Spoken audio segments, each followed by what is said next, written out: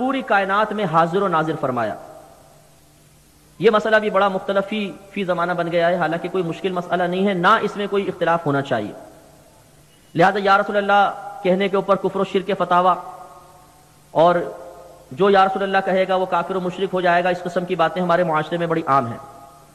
اور اس حاضر و ناظر کے مسئلے میں بہت ساری غلط فہمیاں طرفین سے ہیں. جو یا رسول اللہ کہنے کا قائل ہے اسے بھی بسا اوقات صحیح عقیدہ نہیں معلوم ہوتا کہ میں کیوں کہہ رہا ہوں یا رسول اللہ، وہ غلط نظریہ ذہن میں رکھ لیتا ہے.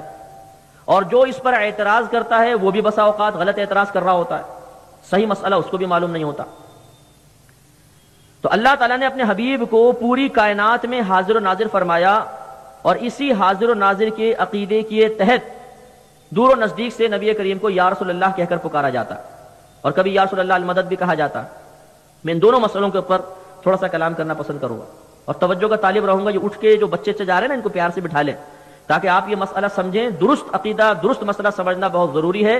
بعض اوقات غلط عقیدہ، غلط نظریہ رکھ کر آدمی پوری زندگی گزار دیتا ہے اور پھر آخرت میں اسی گرفت ہوتی ہے. اس لیے توجہ سے سماعت فرمائے. یا رسول اللہ جب کہا جاتا ہے تو اس میں مسلمان کا یہ نظریہ پوشیدہ ہے کہ ہم یہاں سے پکار رہے ہیں اور نبی کریم صلی اللہ علیہ وسلم مدینہ منورہ میں سن رہے ہیں. اب یہ عقیدہ یہ ہے کہ مسلمان یہ کہتے ہیں کہ نبی کریم صلی اللہ علیہ وسلم اپنی قبر انور میں اسی طرح زندہ ہیں جیسے آج سے 1500 سال پہلے اس کائنات میں جلوہ افروز تھے.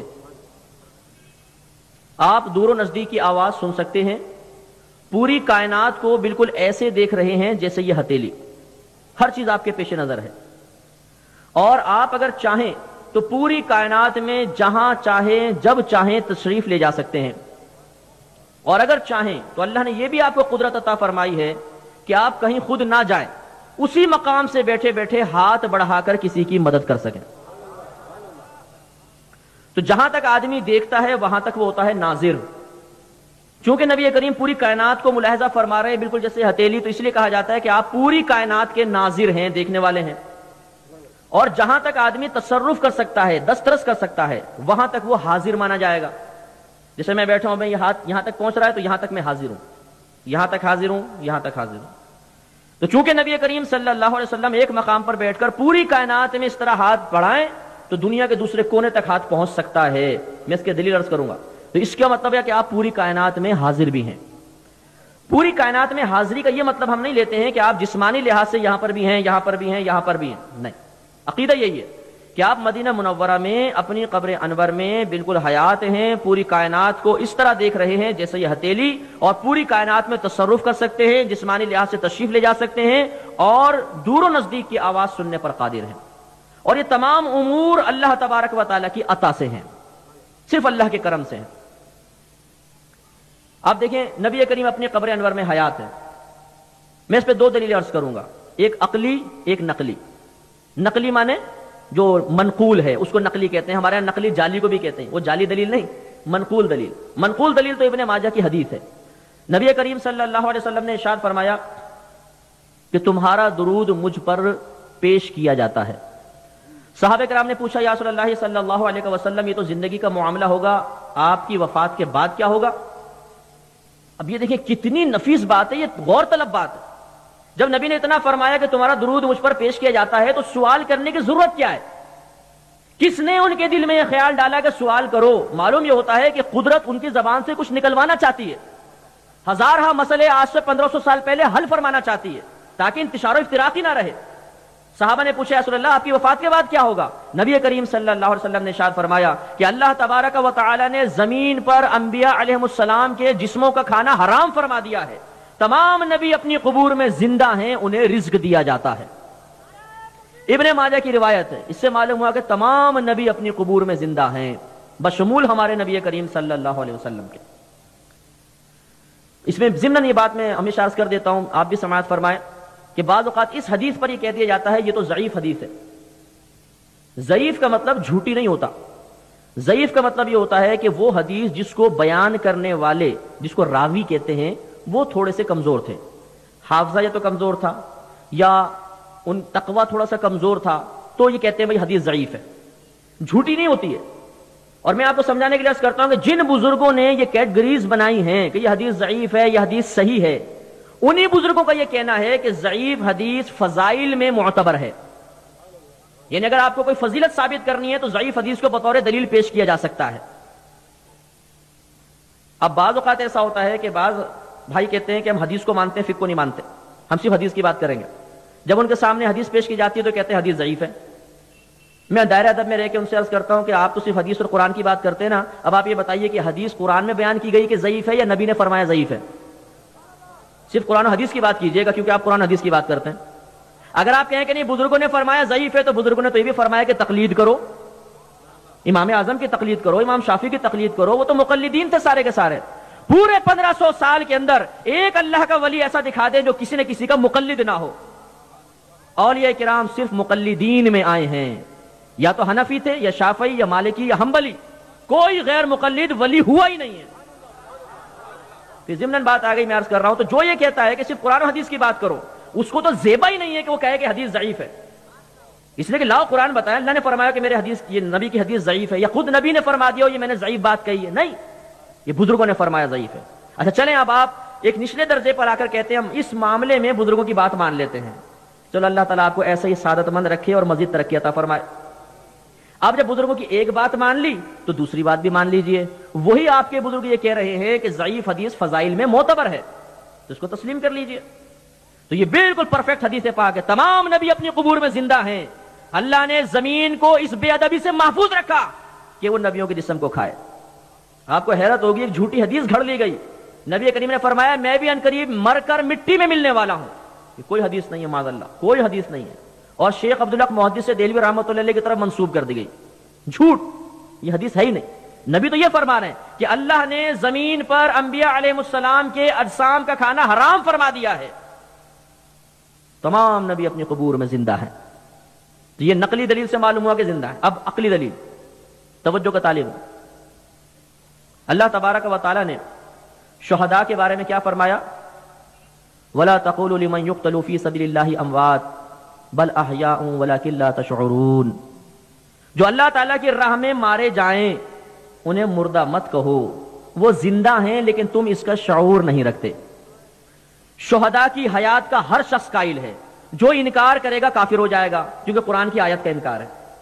اب یہ اچھی طرح یاد رکھیے گا، یہ ایک اصول ہوتا ہے کہ اگر کسی نچلے درجے کی شے کے لیے ایک حکم ثابت ہو جائے تو اونچے درجے والی شے کے لیے وہ حکم بدرجہ اولا ثابت ہوگا. پہلے مثال، اللہ نے فرمایا وَلَا تَقُلْ لَهُمَا اُفٍّ وَلَا تَنْهَرْهُمَا. ماں باپ کو اف بھی مت کہو اور نہ انہیں ڈانٹو. اب ایک نوجوان کھڑا ہوا اور اس نے اپنے والد کو ایک گندی سی گالی دے دی اور امی کے تھپڑ مار دیا. کسی نے کہا بدتمیز آدمی کیا کر رہا ہے؟ اس نے کہا کیا کر رہا ہوں؟ اللہ نے تو قرآن میں فرمایا اف مت کہو. اف کہاں بول رہا ہوں؟ ایک کو گالی دے رہا ہوں، ایک کو تھپڑ مار رہا ہوں. تو آپ یہ کہیں گے نا کہ بھائی جب اف کہنا منع ہے تو تھپڑ مارنا اور گالی دینا تو بدرجہ اولا منع ہوگا. نچلے درجے کی شے منع ہے تو اوپر والی تو بدرجہ اولا منع ہوگی. تو یہ آپ کی عقل بھی تسلیم کرے گی اس کو. یہ اعلیٰ حضرت نے اصول لکھا ہے کہ جب نیچے درجے والی شے کے لیے حکم ثابت ہو جائے اوپر والی کے لیے بدرجہ اولا ثابت ہوتا ہے. اب میں آپ سے سوال کرتا ہوں، شہداء یہ نچلا درجہ ہے، اس کے اوپر ہے علماء کا درجہ. یہ اعلیٰ حضرت نے دلیل دی ہے. اس کے بعد علماء کا درجہ ہے. دلیل یہ ہے کہ میدان محشر میں جب اولیاء، شہداء، علماء حاضر ہوں گے، ہر ولی عالم ضرور ہوتا ہے، عالم اور شہید آئیں گے، تو نبی کریم صلی اللہ علیہ وسلم فرماتے ہیں کہ اللہ تعالیٰ شہداء سے فرمائے گا تم جنت میں جاؤ، اور علماء سے فرمائے گا کہ تم ٹھہرو اور لوگوں کی شفاعت کرو. اور ایک روایت میں ہے کہ علماء کے قلم کی سیاہی شہیدوں کے خون کے ساتھ تولی جائے گی. ادھر خون ادھر قلم. عالم کی عزت کیجئے، عالم کی تحقیر اور توہین سے بچیے گا. عالم اللہ کا بہت پیارا ہوتا ہے. اب یہ ہماری بدقسمتی ہے کہ ہم نے عالم کی کوئی عزت اور وقت اپنی نگاہوں میں باقی نہیں رہنے دی. ہم بہت بدتمیزی کے مرتکب ہو جاتے ہیں بسا اوقات. تو عالم اتنا قیمتی ہے کہ اس کے قلم کی سیاہی شہیدوں کے خون کے ساتھ تولی جائے گی. معلوم ہوا کہ عالم اس سے افضل اور نبی یقیناً عالم سے بھی افضل. تو جب شہید کے لیے حیات ثابت ہے تو عالم کے لیے اور انبیاء علیہ السلام کے لیے بدرجہ اولا ثابت ہوگی.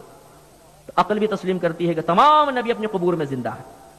نمبر 2، نبی کریم پوری کائنات کو بالکل اس طرح دیکھ رہے ہیں جیسے یہ ہتھیلی. خود یہ مشکات کی روایت ہے، نبی کریم صلی اللہ علیہ وسلم ارشاد فرماتے ہیں کہ ان اللہ زوایا لی الارض فرأیت مشارقها ومغاربها، بے شک اللہ تبارک و تعالی نے پوری زمین کو میرے لیے سمیٹ دیا تو میں نے اس کے مشارق اور مغارب کو دیکھ لیا، ایک ایک کونے کو دیکھ لیا۔ مشارق مغارب، مشرق ایک ہے، مغرب ایک، مشارق مشرقوں کی جمع ہے، مغارب مغرب کی جمع ہے، تو یہ جب جمع کا صیغہ آتا ہے تو اس کا مطلب ہوتا ہے چپا چپا، ہر مقام دیکھ لیا، اللہ نے زمین کو سمیٹا، میں نے ہر مقام کو دیکھ لیا۔ شاید آپ کے ذہن میں خیال پیدا ہوگا کہ دیکھا تھا ٹھیک ہے بھی ختم نہیں، اللہ تعالیٰ اپنے حبیب کو دے کر کچھ واپس نہیں لیتا ہے، کیونکہ خود اس نے قرآن میں ارشاد فرمایا وَلَلْآخِرَةُ خَيْرٌ لَكَ مِنَ الْأُولَىٰ، اے حبیب کریم صلی اللہ علیہ وسلم، ہر آنے والی گھڑی فضائل و کمالات کے اعتبار سے آپ کے لیے پچھلی سے بہتر ہے۔ تو آج سے 1500 سال پہلے جو نبی زمین کے چاروں طرف دیکھ رہا ہے، 1500 سال بعد اس کی نگاہوں کی وسعت کا عالم کیا ہوگا، اور وہ تو نبی ہے۔ قربان جائیے اپنے ہمارے نبی کے کہ ایسی ایسی باتیں بیان فرما دی کہ اگر تعصب اور بغض کی اینک کو اتار کے دیکھا جائے تو خوش عقیدگی ضرور آ کے قدم بوسی کرے گی۔ سرکار نے فرمایا جب کافر و منافق کو قبر میں رکھا جاتا ہے اور منکر نکیر آ کے سوال کرتے ہیں مر ربو کا، تیرا رب کون ہے، ماں دینوں کا، تیرا دین کیا ہے، ماں کنت تقول فی حق ھذا الرجل، تو اس شخص کے بارے میں کیا کہا کرتا تھا، وہ کہتا ہے ہاں ہاں لا ادری، ہائے افسوس میں نہیں جانتا، میں نہیں جانتا۔ فرشتے کہتے ہیں اوپر دیکھ، کس سے کہتے ہیں، کافر سے، اوپر دیکھ، وہ اوپر دیکھتا ہے، اسے جنت نظر آتی ہے۔ جنت کتنی اوپر ہے؟ نبی کریم نے فرمایا اگر کوئی زمین سے ایک تیز رفتار گھوڑے پر بیٹھ کر اسے 500 برس تک دوڑائے تو پہلے آسمان پر پہنچے گا، پھر پہلے آسمان سے دوسرا آسمان، دوسرے سے تیسرا، تیسرے سے چوتھا، چوتھے سے پانچواں، پانچویں سے چھٹا، چھٹے سے ساتواں، ساتویں سے جنت، ہر ایک کے درمیان 500 برس کا فاصلہ۔ ایک کافر، ایک منافق جب اس کی روح بدن سے باہر نکلتی ہے، جسم کی قید سے آزاد ہوتی ہے، تو نگاہوں کی وسعت کا عالم یہ ہو جاتا ہے کہ یوں نگاہ اٹھاتا ہے تو جنت تک پہنچ جاتی ہے۔ صحیح حدیث کہہ رہی ہے۔ تو کافر و منافق جب جسم کی قید سے آزاد ہو تو اتنی دور نگاہ پہنچ جائے، اور اللہ کا نبی، تو اللہ کے نبی کے لیے پھر اس چیز کو تسلیم کرنے میں کیا حرج ہے؟ تو پوری کائنات نبی کریم کے پیش نظر ہے، اللہ کی عطا سے، اللہ کے کرم سے۔ خود نبی نے ارشاد فرمایا، اب تو اس میں اضافہ ہوا ہے، پتہ نہیں کہاں تک نبی کریم ملاحظہ فرما سکتے ہیں۔ تو یہ مسلمان کا عقیدہ، ایک مقام پہ بیٹھے ہیں پوری کائنات کو ملاحظہ فرما رہے ہیں۔ پھر پوری کائنات میں تصرف، ایک مقام پہ بیٹھ کے ہاتھ بڑھا کر تصرف فرمانا، کیا یہ ممکن ہے؟ آئیے بخاری شریف پڑھتے ہیں۔ نبی کریم صلی اللہ علیہ وسلم نے ارشاد فرمایا کہ اللہ تعالی ارشاد فرماتا ہے اگر جبریل کے واسطے سے، فرشتے کے واسطے سے اللہ کا کلام نبی تک پہنچے تو اس کو قرآن کہہ دیا جاتا ہے، اور جب فرشتے کا واسطہ نہ ہو، اللہ تعالیٰ براہ راست اپنے حبیب سے قلب میں الہام کے ذریعے کلام فرمائے تو اس کو حدیث قدسی کہا جاتا ہے، اور بھی اس کی تعریفیں لکھی ہیں، بہرحال یہ بھی ہے۔ تو حدیث قدسی ہے، اللہ تعالیٰ ارشاد فرماتا ہے کہ میرا کوئی بھی بندہ فرائض سے زیادہ میرا قرب حاصل نہیں کر سکتا، فرض سب سے زیادہ اللہ کے قریب کرتا ہے، پھر میرا بندہ نوافل ادا کرتا رہتا ہے تو میں اسے قریب کرتا رہتا ہوں، حتیٰ کہ میں اسے اپنی بارگاہ میں مقرب بنا لیتا ہوں۔ جب وہ میرا مقرب بن جاتا ہے تو میں اس کے ہاتھ بن جاتا ہوں جس سے وہ پکڑتا ہے، میں اس کی آنکھ بن جاتا ہوں جس سے وہ دیکھتا ہے، میں اس کے کان بن جاتا ہوں جس سے وہ سنتا ہے، میں اس کے پیر بن جاتا ہوں جس سے وہ چلتا ہے۔ یہاں تھوڑی سی وضاحت، امام فخر الدین رازی رحمۃ اللہ علیہ اس کی وضاحت کرتے ہوئے ارشاد فرماتے ہیں کہ معاذ اللہ ایسا نہیں ہے کہ اللہ تعالیٰ آنکھ یا کان یا زبان یا پیر کی شکل میں متشکل ہوتا ہے، نہیں، معاذ اللہ۔ مطلب کہنے کا یہ ہے کہ جب اللہ تعالیٰ کسی کو اپنا محبوب اور مقرب بنا لیتا ہے تو اسے دیکھنے کی، اسے سننے کی، اسے پکڑنے کی اور اسے چلنے کی عظیم قوتوں سے نواز دیتا ہے۔ پھر وہ لاکھوں میل دور تک دیکھتا ہے، دور دور کی آوازیں سنتا ہے، ہزاروں میل دور کی چیزیں پکڑ لیتا ہے، اور ایک لمحے میں زمین کے فاصلہ طے کر لیتا ہے۔ اور آخری جملہ سماعت فرمایا، اللہ تعالیٰ نے ارشاد فرمایا پھر وہ جو کچھ مجھ سے مانگتا ہے میں اسے عطا کر دیتا ہوں، اور جس چیز سے پناہ طلب کرتا ہے میں اسے پناہ دے دیتا ہوں۔ یا سوال ہوتا ہے کہ تم اولیاء کرام کے مزارات پہ کیا لینے جاتے ہو؟ اولیاء کرام کے مزارات پر اللہ تعالیٰ کے وعدے کی تکمیل دیکھنے کے لیے جاتے ہیں، اس لیے کہ اللہ نے اپنے ولی سے وعدہ کیا، یہ ولی کی صفت ہے، نبی تو بہت نور علی نور ہے، یہ ولی کے بارے میں ہے کہ پھر وہ جو مجھ سے مانگتا ہے میں اس کو عطا کر دیتا ہوں۔ اس کا تو کوئی بھی انکار نہیں کر سکتا کہ اگر جسم فنا ہو بھی جائے تو روح زندہ رہتی ہے، اور روح کا تعلق قبر سے ضرور ہوتا ہے۔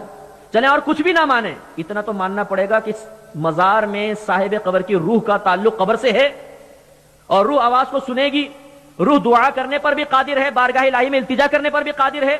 تو اس حدیث نے مسلمانوں کو مزارات کا راستہ دکھایا کہ یہ اللہ کا ولی ہے، اس کے پاس جا کر اگر ہم ان سے ریکویسٹ کریں کہ آپ اللہ کی بارگاہ میں ہمارے لیے دعا کیجئے تو ان سے اللہ کا وعدہ ہے کہ یہ جو مجھ سے مانگے گا میں اس کو عطا کر دوں گا. تو یہ اللہ تعالیٰ کا وعدہ ضرور پورا ہوگا. اللہ اپنے وعدے کے خلاف نہیں کرتا. ہو سکتا ہے میری دعا رد ہو جائے اس لیے کہ مجھ سے وعدہ نہیں، ان سے تو وعدہ ہے، تو چلو ان کی بارگاہ میں عرض کر دیں. اب میں آپ سے یہ پوچھتا ہوں کہ بتائیے حدیث بیان کرنے کا پھر مقصد کیا ہے؟ معاذ اللہ اگر آپ یہ کہیں کہ مزارات پہ جا کر اولیاء کرام سے کچھ طلب کرنا، انہیں وسیلہ سمجھ کے طلب کرنا بھی شرک ہے، تو معاذ اللہ کیا شرک تک یہ حدیث پہنچا رہی ہے؟ خود یہ اولیاء کرام کے پاس جانے کی دعوت دے رہی ہے کہ نہیں دے رہی؟ تو لہٰذا یہ شرک نہیں ہے. اس پہ انشاءاللہ اگر موقع ملا ہم تھوڑا کلام کریں گے. تو ہمارے نبی کریم صلی اللہ علیہ وسلم نبی ہیں. جب ایک ولی کی یہ شان ہے کہ وہ اللہ کا مقرب بن جائے تو دور و نزدیک تک ہاتھ بڑھا سکتا ہے، تو اللہ کے نبی کا عالم کیا ہوگا؟ مشکات شریف دیکھیے، نبی کریم صلی اللہ علیہ وسلم ایک مرتبہ سورج گرہن کی نماز پڑھا رہے ہیں. پڑھاتے پڑھاتے اوپر دیکھا، ہاتھ اٹھایا، نیچے کر لیا. نماز ختم ہوئی. صحابہ کرام نے پوچھا یا رسول اللہ صلی اللہ علیہ وسلم آج نماز میں ایک ایسی ادا کرتے ہوئے پائے کہ آج سے پہلے ہم نے آپ کو اس طرح کرتے ہوئے نہیں دیکھا. جواب میں اللہ کے نبی نے یہ نہیں فرمایا کہ صحابہ نماز ادا کر رہے تھے کہ مجھے دیکھ رہے تھے. تمہاری توجہ اللہ کی طرف ہونی چاہیے کہ تم میری طرف متوجہ تھے، تمہاری نماز ناقص ہو گئی، جاؤ. نہیں، یاد رکھیے کہ اگر نبی کوئی برائی دیکھے گا اس پہ فرض ہے کہ اس برائی کو مٹائے، اس برائی کے بارے میں کلام کرے، اس پہ فرض ہوتا ہے. اگر نماز میں نبی کا خیال لانا منع ہوتا، حرام ہوتا، تعظیم الہی کے خلاف ہوتا، تو اللہ کے نبی فرماتے نماز میں صرف اللہ کا خیال آنا چاہیے.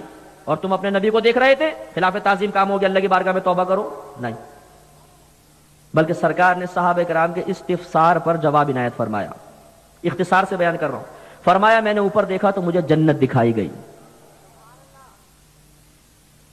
ذرا توجہ، یہ بتائیے کہ دنیا میں جتنے انسانوں نے نماز ادا کی، انبیاء علیہ السلام کو ہٹا کر نبی کو لے لیجیے، ہمارے نبی کو، باقی تمام انسان، سب سے کامل نماز کس کی ہوگی؟ ہمارے نبی کی. کامل نماز کون سی ہوتی ہے؟ جس میں مکمل توجہ اللہ کی جانب ہو، جس میں مکمل توجہ اللہ کی جانب ہو. اور یہاں نبی کیا فرما رہے ہیں؟ مجھے جنت دکھائی گئی. تو اس کا مطلب ہے کہ آپ جنت کی طرف متوجہ ہو گئے. تو معاذ اللہ کی نماز ناقص ہو گئی؟ نہیں، اس لیے کہ دیکھنے والا اگرچہ نبی ہے، دکھانے والا خدا ہے. جب خود اللہ دکھا رہا ہے تو یہ نماز ناقص نہیں، یہ اپنی کاملیت کے عروج پر ہے. نبی فرماتے ہیں میں نے دیکھا جنت نظر آئی، اس میں گچھا نظر آیا، تو میں نے چاہا کہ تمہارے لیے توڑ کر لے آؤں، تو میں نے ہاتھ بڑھایا. پھر اس خیال سے نیچے کر لیا کہ اگر وہ گچھا زمین پر آ گیا تم قیامت تک اسے کھاتے رہو گے، وہ کبھی ختم نہیں ہوگا. کیونکہ جنت کی نعمت میں فنا نہیں. وہاں ہم ایک پھل کھائیں گے پھر پورا ہو جائے گا، پھر کھائیں گے پھر پورا ہو جائے گا، پھر کھائیں گے پھر پورا ہو جائے گا، چھوڑیں گے تو شاخ میں جا کے لگ جائے گا. ایسی پرندے اڑ رہے ہوں گے تو ایک جنتی کہے گا کاش یہ پرندہ بھون کے میرے سامنے آ جائے، فوراً بھون کر، اور نبی فرماتے ہیں بغیر آگ پہ پکا ہوا آ کے گر جائے گا، اسٹیم روسٹ. وہ جنتی اس کو کھائے گا، تناول فرمائے گا. نبی کریم فرماتے ہیں جب وہ کھا چکے گا دوبارہ وہ پرندہ زندہ ہوگا، اس پہ پر آئیں گے پھر اڑنا شروع کر دے گا. تو اس لیے نبی کریم فرماتے ہیں میں نہیں لے کر آیا کہ یہ غیبی معاملہ ہے، اور ایمان بالغیب ہی معتبر ہوتا ہے. غیب منکشف ہو جائے تو پھر ایمان معتبر نہیں. تو اس کو دیکھ کے تو سارے کافر ایمان لے آتے اور پھر ان کا ایمان معتبر نہ ہوتا، اس لیے نہیں لایا. اب ذرا توجہ فرمائیں. ابھی میں نے آپ کو جنت کی اونچائی بتائی، کتنی دور ہے؟ 500 برس پہلا آسمان، پھر 500 برس دوسرا، پھر 500 برس تیسرا، پھر 500 برس چوتھا، پھر 500 برس پانچواں، پھر 500 برس چھٹا، پھر 500 برس ساتواں، پھر 500 برس کے فاصلے پر جنت. اور میرے اور آپ کے قدرت والے نبی جنہیں اللہ نے قدرت اور وسعت عطا فرمائی زمین سے ہاتھ بڑھا رہے ہیں جنت تک. اچھا پھر یہ نہیں فرمایا کہ اونچی بہت تھی، کافی دیر کوشش کرتا رہا، آخر ہاتھ نیچے کر لیا.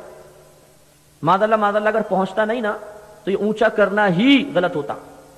جسے میں آپ سے کہوں کہ دیکھو ابھی میں اس تار کو پکڑ کے بتاتا ہوں، اب میں یہ کوشش شروع کر دوں تو آپ کہیں گے مفتی صاحب سرک گئے، بیٹھے بیٹھے کچھ ہو گیا ان کے اوپر، اتنا اونچا تار اس کو کیسے پکڑیں گے بھائی؟ تو جس تک رسائی ممکن نہ ہو اس تک رسائی کی کوشش بھی بے وقوفی ہے. نبی کریم صلی اللہ علیہ وسلم نے فرمایا میں نے ہاتھ بڑھایا گچھے تک پہنچ جائے. صحابہ کرام نے درمیان میں نہیں ٹوکا یا رسول اللہ پہنچتا کیسے؟ نہیں، خوش عقیدہ مسلمان تھے. اور نبی کریم نے فرمایا میں نے ہاتھ بڑھایا، پھر یہ سوچ کر نیچے کر لیا کہ لے آؤں گا قیامت تک کھاتے رہو گے. یہاں ایک پوائنٹ اور بہت اچھی بات کہ بھائی ساتھ میں بیٹھے ہوں، بغیر پوچھے میں ان کی جیب میں ہاتھ ڈالوں اور کچھ نکالنے کی کوشش کروں تو یہ شاباش دیں گے نا؟ شاباش مفتی صاحب، بہت اچھا کام کر رہے ہو. کیا کریں گے بھائی؟ ہاتھ پکڑ لیں گے نا؟ جیب کترے، خائن، چور، ڈاکو، جو لقب ان کے ذہن میں ہوگا سب مجھے عنایت فرما دیں گے. تو یہ کیوں غصے ہوں گے؟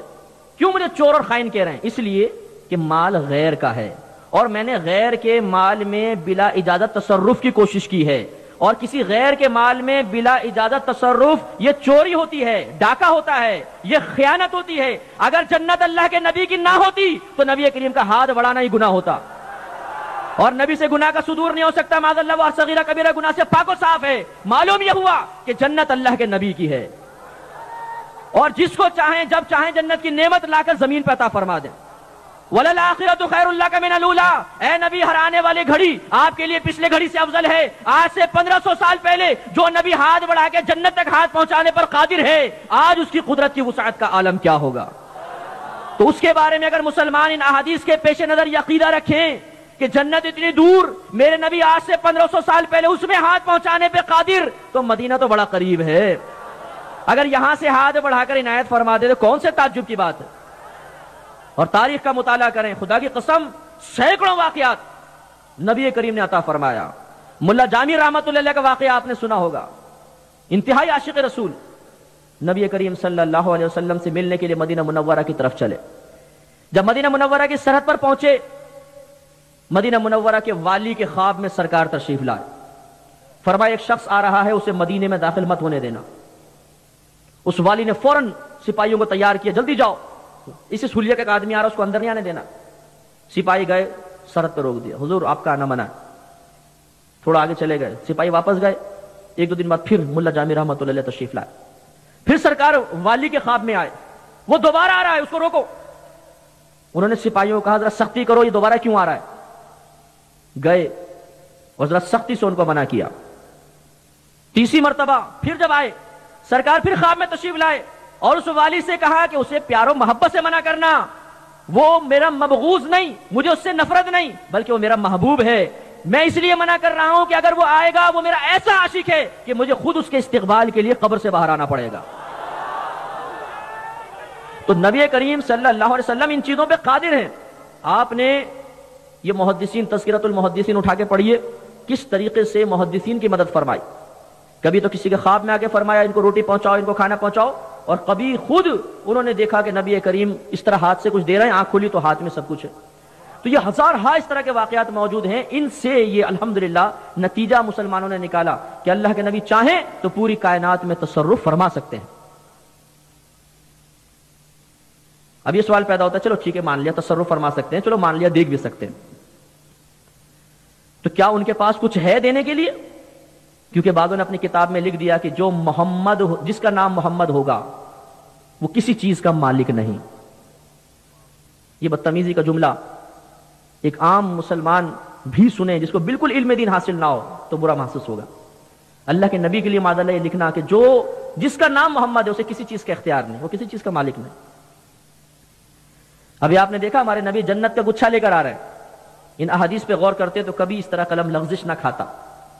اور آئیے ابو داؤد کی روایت، حضرت ربیعہ رضی اللہ تعالی عنہ ایک صحابی رسول ہیں اور انتہائی خوش قسمت صحابی. ان کی ڈیوٹی یہ تھی کہ جب نبی کریم صلی اللہ علیہ وسلم تہجد میں کاشانہ اقدس سے باہر تشریف لاتے تو یہ لوٹا اور مسواک پیش کر دیتے تھے. اب نبی کریم صلی اللہ علیہ وسلم کے رات میں عبادت اختیار کرنے کا کوئی ایک طریقہ نہیں تھا، کبھی ابتدائی حصے میں، کبھی درمیانی حصے میں، کبھی آخری حصے میں. تو کتنی سخت ڈیوٹی ہوگی کہ یہ غلام لوٹا اور مسواک لے کے بیٹھا ہوا کہ پتہ نہیں کب دروازہ کھلے اور باہر آئے اور میں پیش کر دوں. تو پوری رات اسی انتظار میں گزر جاتی تھی. اور خدا کی قسم اس انتظار مصطفیٰ پر ہماری پوری زندگی کی نمازیں، عبادتیں قربان. انتظار کس کا ہے؟ اللہ کے نبی کا. اور جب سرکار باہر آتے ہوں گے اور سرکار کے چہرے انور پہ نگاہ پڑتی ہوگی تو ساری تھکن دور ہو جاتی ہوگی. کاش وہ منظر ہمیں بھی کبھی نظر آ جائے، خواب میں ہی نظر آ جائے. ایک سخت سردیوں کی رات نبی کریم صلی اللہ علیہ وسلم کا آشان اقدس سے باہر نکلے، حضرت ربیعہ رضی اللہ تعالیٰ عنہ نے لوٹا اور مسواک پیش کیا. اتنی سخت رات، سردی شدید، اور غلام خدمت میں حاضر. نبی کریم صلی اللہ علیہ وسلم کا دریا رحمت جوش میں آیا. آپ نے ارشاد فرمایا سل ربیعہ، مانگ کیا مانگتا ہے. حضرت ربیعہ رضی اللہ تعالیٰ عنہ نے یہ نہیں کہا یا رسول اللہ آپ تو ہمیں تعلیم دیتے رہے کہ جوتی کا تسمہ بھی گم جائے تو اللہ سے مانگو، چھڑی بھی گر جائے تو اللہ سے مانگو، میں تو اللہ سے ڈائریکٹ مانگوں گا. بالکل ڈائریکٹ، انڈائریکٹ کا تو ہم قائل ہی نہیں ہے بابا. تو ہم یا رسول اللہ میں تو آپ سے کیوں مانگوں، آپ نے ہمیں شرک سے روکا اور معاذ اللہ شرک کی تعلیم دے رہے. سل ربیعہ، مانگ کیا مانگتا ہے. شیخ عبدالحق محدث دہلوی رحمۃ اللہ علیہ فرماتے ہیں نبی کریم کا مطلقاً فرمانا مانگ کیا مانگتا ہے. مطلقاً کا مطلب قید کے بغیر، کوئی دنیا کا قید مقید تو نہیں کہ نا دنیا کا مانگ کیا مانگتا ہے تو کنڈیشن لگ گئی. آخرت کا مانگ کیا مانگتا ہے، آخرت کی کنڈیشن لگ گئی. نہیں، مانگ کیا مانگتا ہے. ملا علی قاری نے بھی یہ بات لکھی، فرماتے ہیں کہ نبی کریم کا مطلقاً فرمانا مانگ کیا مانگتا ہے یہ ثابت کرتا ہے کہ اللہ تعالیٰ نے دنیا اور آخرت کے سارے خزانے اپنے حبیب کے ہاتھ میں رکھ دیے ہیں. اب دیکھیے آپ سے کوئی کہے یار چلو مانگو مجھ سے، کیا مانگتے ہو، کیا ہوگا؟ آپ پہلے اس کی مالی حیثیت کا اندازہ کریں گے. کتنے پانی میں بابا، کتنا دے سکتا ہے، 40 50 لاکھ 2 لاکھ، اتنی مانگیں گے نا. اگر ایک فقیر فٹ پاتھ پہ بیٹھا ہوا مجھ سے کہ مفتی صاحب مانگو کیا مانگتے ہو، اور میں بولوں 1 کروڑ روپے دے دے، تو آپ صاحب کہیں گے کہ مفتی صاحب بیچارے کا دریا سخاوت جوش میں آیا اور آپ نے مٹکے سے اس کو بہا دیا، یہ کروڑ روپے کہاں سے دے گا؟ معلوم یہ ہوا جو چیز دے نہ سکتا ہو اس سے وہ شے مانگنا بے وقوفی ہے. اور جب آدمی مانگتا ہے تو اسے یعنی سامنے والے سے کوئی شے مانگتا ہے تو پہلے یہ اندازہ کر کے مانگتا ہے کہ یہ وہ چیز دے بھی سکتا ہے کہ نہیں. یہ آپ کا میرا اندازہ ہے، اور صحابہ کا اندازہ تو انتہائی پرفیکٹ، صحبت نبی میں رہنے والے تھے. اب دیکھیے حضرت ربیعہ رضی اللہ تعالیٰ عنہ سے کہا گیا سل ربیعہ، مانگ کیا مانگتا ہے. حضرت ربیعہ رضی اللہ تعالیٰ عنہ بڑے ذہین تھے، انہیں معلوم تھا کہ دنیاوی مال و متاع اگر لے بھی لیا تو عارضی فائدہ کیا ہے. سامنے والا پوری کائنات کا مالک اللہ تعالیٰ کے خزانے اس کے دستے قدرت میں ہیں، جسے چاہیں جب چاہیں جو چاہیں عطا فرمائیں. دریا سخاوت جوش میں ہو، دینے والا قادر بھی ہو، تو کم کیوں مانگا جائے. عرض کیا رسول اللہ ربیعہ آپ سے جنت میں آپ کا پڑوس مانگتا ہے. کتنا عظیم سوال، ہمیشہ کی دولت مانگ لی. جواب میں سرکار نے یہ نہیں فرمایا کہ ربیعہ، کہنے کا مطلب تھا کہ مدینے کے اندر کچھ مانگ لو. آج کل حکومت ہاتھ میں 240 گز 120 گز کے پلاٹ آرام سے دے دوں گا. تم آخرت مانگ رہے ہو، دنیا مانگ لو، منصب مانگ لو. نہیں، نبی کریم صلی اللہ علیہ وسلم کے الفاظ منقول ہیں. آپ نے فرمایا اور مانگ کیا مانگتا ہے. اس پر ملا علی قاری لکھتے ہیں گویا کہ نبی کریم نے فرمایا کہ تو نے جو کچھ مانگا وہ تو تجھے مل گیا، اور مانگ کیا مانگتا ہے. میں جا کر بیٹھوں کسی کا مہمان بن کے، کھانا رکھا جائے تو کیا میزبان یہ کہے گا مجھ اور کچھ چاہیے؟ نہیں، ابھی تو کھانا ہی شروع نہیں ہوا. پہلے وہ کہے گا یہ کھائیے، جب میں کھانا شروع کروں گا پھر کہے گا اور کچھ چاہیے. اس کا مطلب ہے پہلے کھانا مجھ تک پہنچ گیا پھر اور کچھ چاہیے کا جملہ صحیح ہوگا. تو نبی کریم نے فرمایا سل ربیعہ، مانگ کیا مانگتا ہے. یا رسول اللہ جنت میں آپ کی رفاقت مانگتا ہوں. فرمایا اور مانگ کیا مانگتا ہے. مطلب وہ تو تجھے مل گیا، مزید اور مانے مزید اور مانگو. حضرت ربیعہ رضی اللہ تعالیٰ عنہ نے عرض کیا رسول اللہ جب جنت میں آپ کا پڑوس مل گیا تو مجھے اور کیا چاہیے. تو جو نبی اپنے غلاموں کو جنت عطا فرمانے پر قادر، اس نبی کے بارے میں یہ گمان رکھنا، یہ خوش عقیدگی رکھنا کہ وہ دنیاوی نعمتیں ہمیں عطا فرما دے گا، اللہ کی بارگاہ سے لے کر ہمیں عطا فرمائے گا، اس میں کون سے تعجب کی بات، اس میں کون سے شرک کی بات. یہ تو خود اللہ کے نبی نے عطا فرمایا. صحابہ کرام کا عقیدہ دیکھیے. ایک غزوے میں جا رہے ہیں، عمر فاروق رضی اللہ تعالیٰ عنہ بارگاہ رسالت میں حاضر ہو کے عرض کرتے ہیں یا رسول اللہ پانی ختم. صحابہ کرام انتہائی پریشانی کے عالم میں ہیں، قریب ہے کہ وساوس ان کو گھیر لے. نبی کریم نے فرمایا کہ برتن میں تھوڑا سا پانی لے کر آؤ. برتن میں پانی لایا گیا. نبی کریم صلی اللہ علیہ وسلم نے اپنا دست انور اس پانی کے اندر رکھ دیا. صحابہ کہتے ہیں کہ ہم نے دیکھا کہ 5 انگلیوں سے پانی کے چشمے جاری ہو گئے، اور صحابہ کرام نے سیر ہو کر پیا، جانوروں کو پلایا، جس پہ غسل واجب تھا انہوں نے غسل کیا، وضو کیا، اور پھر بھی وہ پانی جاری رہا. پھر جب صحابہ کرام نے عرض کیا رسول اللہ بس کافی ہے، ہاتھ نکالا، جتنا پانی پہلے موجود تھا اب بھی برتن میں اتنا ہی موجود تھا.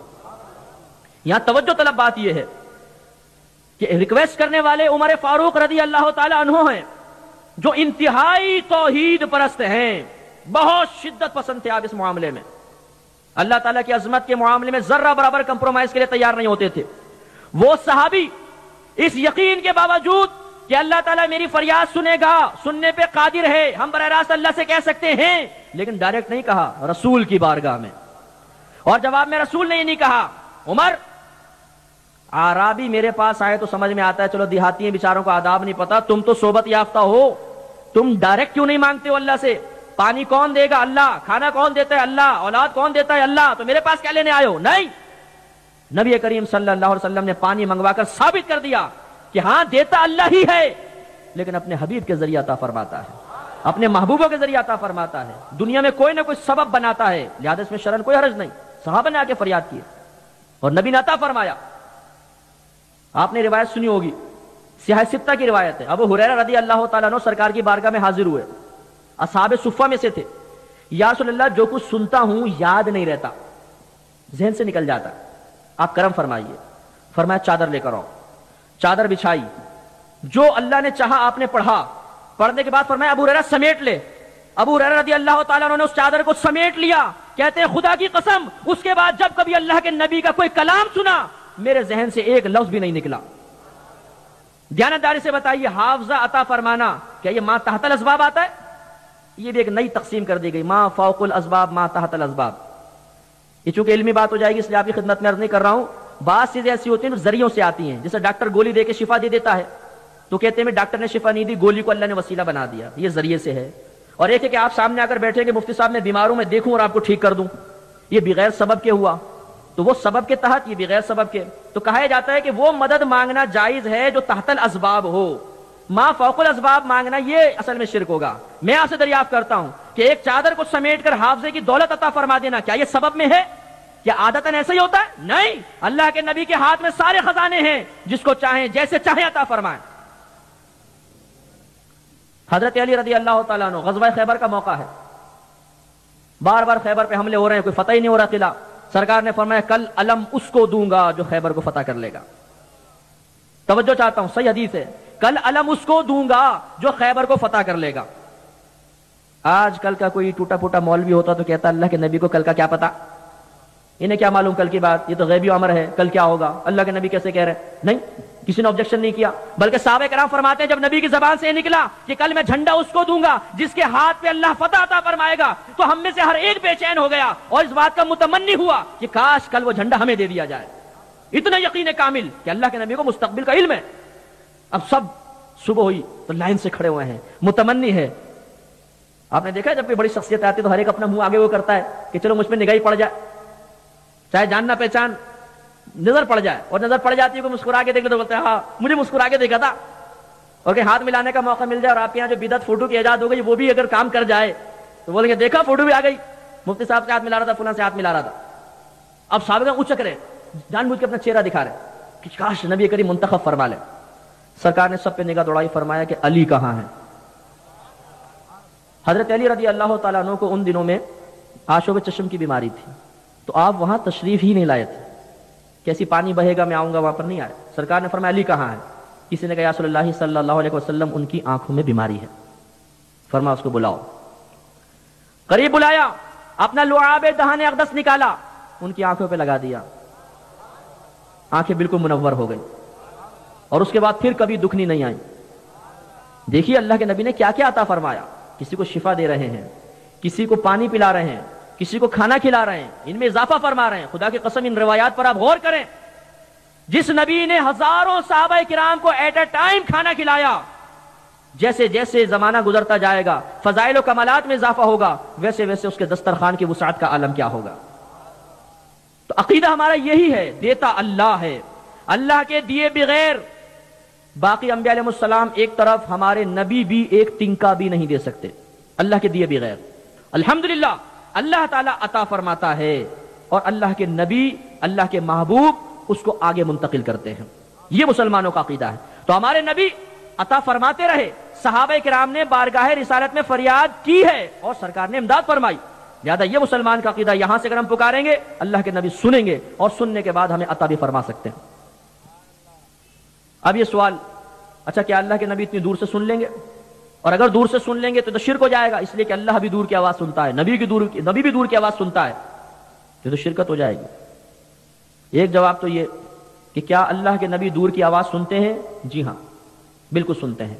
آج ٹیلی فون کی ایجاد نے ایک عام شخص کو لاکھوں میل دور کی آواز سنا دی، تو کیا ہمارا اللہ تعالیٰ اتنا کمزور ہے کہ ہماری آواز وہاں تک نہیں پہنچا سکتا؟ میں ہمیشہ یہ کہتا ہوں، میں یہ نہیں کہتا ہوں کہ میرے نبی سنتے ہیں، میں ہمیشہ یہ کہتا ہوں کہ میرے نبی کو میرا اللہ سنواتا ہے. اس پہ اعتراض کر کے بتاؤ.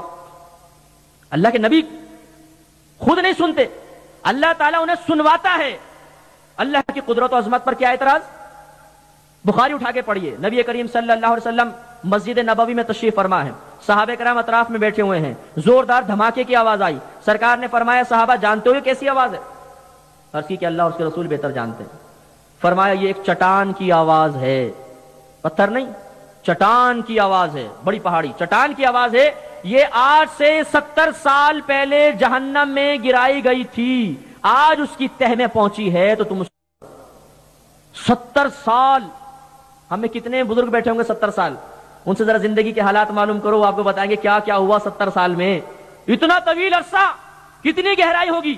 اور اللہ کے نبی زمین پر بیٹھ کر نہ صرف خود سن رہے ہیں بلکہ صحبت نبی کی برکت سے صحابہ کرام بھی اس کو سن رہے ہیں. اور جو اللہ کا نبی آج سے 1500 سال پہلے زمین پہ بیٹھ کر 70 سال کی گہرائی کی آوازیں سن رہا ہے، آج اس کی سماعت کی وسعت کا عالم کیا ہوگا. اور وہ تو نبی ہیں. ہمارے نبی جب قبرستان میں جاتے تھے تو کیا کہتے تھے؟ السلام علیکم یا اہل القبور. قبر والے کو یا کے ساتھ ندا دینا خود نبی سے ثابت. اور پھر یا اہل القبر نہیں فرمایا، اے قبر والے تجھ پر سلام، نہیں، یا اہل القبور جمع کا صیغہ. تمام قبر والوں تمہیں سلام. منو مٹی کے نیچے دبا ہوا مردہ، اسے اللہ کے نبی سلام فرما رہے ہیں. اگر نہ سنے تو سلام کرنا بے وقوفی. میں سمجھاتا ہوں، آپ کے ابا جان سو رہے ہوں اور آپ جا کر کہیں ابا جان السلام علیکم، تو امی کیا کہے گی کہ میرا بیٹا تو گیا، کروا دیا خاندان والوں نے اس پر کچھ، یہ تو گیا میرے ہاتھ سے، ابا کو سلام کر رہا، ابا سویا ہوا ہے. تو معلوم یہ ہوا کہ جو سنتا نہ ہو اس کو سلام کرنا بے وقوفی ہوتا ہے. یہ تو بخاری کی روایت ہے، سرکار نے فرمایا جب تم قبرستان جا کے مردوں کو سلام کرتے ہو وہ اس کا جواب دیتے ہیں لیکن تم اس کا شعور نہیں رکھتے. تو سنتے ہیں. ایک عام مردہ منو مٹی کے نیچے سن سکتا ہے، جب تک روح جسم میں تھی نہیں سن سکتا تھا. آپ کسی زمین کھود کے اندر چھپ جائیے زندگی کی حالت میں، آپ کو باہر سے پکارے آواز ہی نہیں آئے گی. لیکن جب آپ کی روح جسم کی قید سے آزاد ہوگی تو آپ جیسا اور مجھ جیسا عام آدمی بھی باہر کی آوازیں سن لے گا. تو اللہ کے نبی کی سماعت کا عالم کیا ہوگا. اس لیے ہمارا یہ عقیدہ ہے کہ اگر ہم یہاں سے بھی پکاریں گے تو اللہ کے نبی سنیں گے. دوسری بات، یہ شرک ہو گیا. اللہ بھی اتنی دور کی آواز سن سکتا ہے، دور و نزدیک کی آواز تو اللہ سن سکتا ہے، آپ نبی کے لیے بھی مانے تو شرک. میں سمجھانے کے لیے عرض کرتا ہوں کہ اللہ تعالیٰ تو دور کی آواز سنتا ہی نہیں. کیوں؟ آپ کہیں گے مفتی صاحب نے کیا کر دیا، وہ عقیدہ خراب کر رہے ہیں. تو نہیں، اس لیے کہ میں آپ سے پوچھتا ہوں، دل پر ہاتھ رکھ کر ذرا بتائیے کہ اللہ تعالیٰ کسی شے سے دور ہے؟ وَإِذَا سَأَلَكَ عِبَادِ عَنِّي، اے حبیب جب یہ میرے بندے میرے بارے میں آپ سے سوال کریں فَإِنِّي قریب، تو آپ فرما دیجئے میں تم سے بہت قریب ہوں. یہ تو قرآن کہہ رہا ہے، اللہ تعالیٰ کسی سے دور نہیں. ہاں، جو ایسے رب کو مانے جو واقعی اس سے دور ہے تو الگ بات ہے.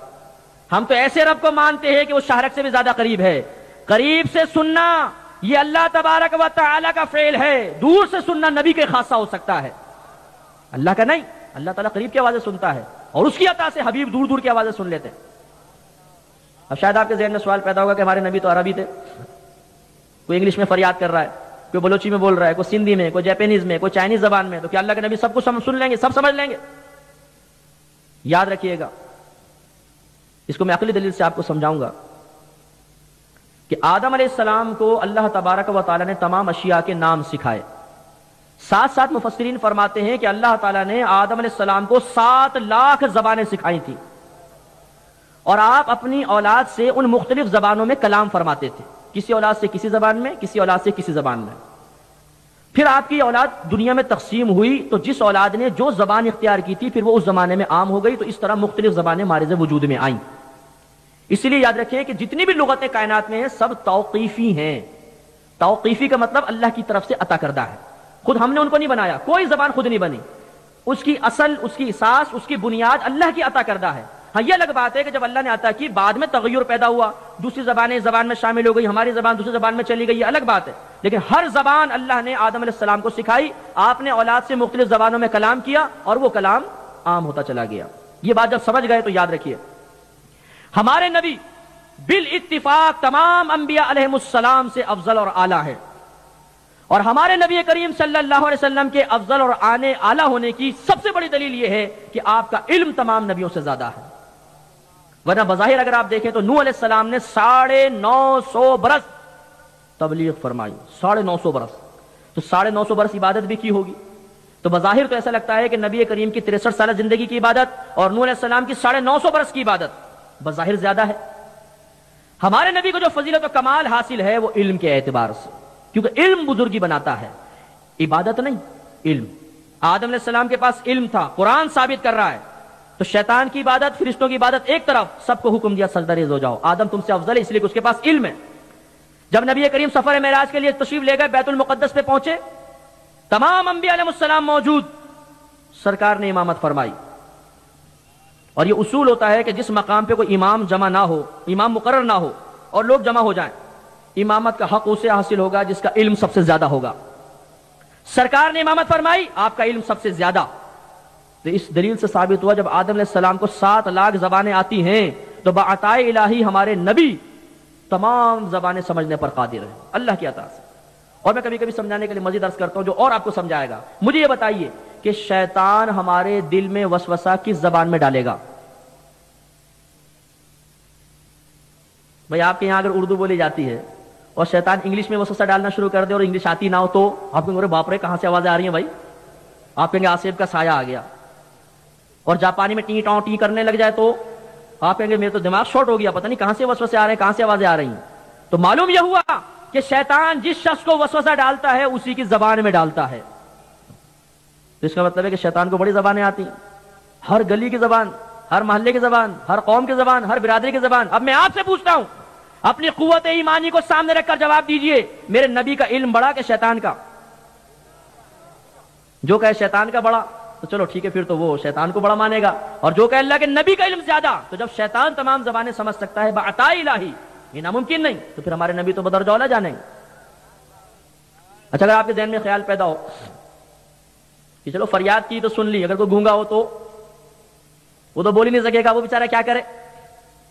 تو یاد رکھیے کہ اللہ کے نبی زبان کے الفاظ کو بعد میں دیکھتے ہیں، قلب کے خطرات پر پہلے مطلع ہو جاتے ہیں۔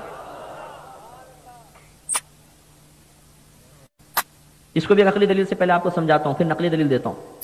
یہ بتائیے کہ آپ کے دل میں جو خیال پیدا ہوتا ہے شیطان اس پر مطلع ہوتا ہے کہ نہیں؟ آپ بستر پر لیٹے ہیں، فجر کی اذان ہوئی، حی علی الصلاۃ، آؤ نماز کی طرف، حی علی الفلاح، آؤ بھلائی کی طرف، آپ نے دل میں ارادہ کیا میں اٹھتا ہوں، شیطان کو پتہ چل جاتا ہے کہ نہیں؟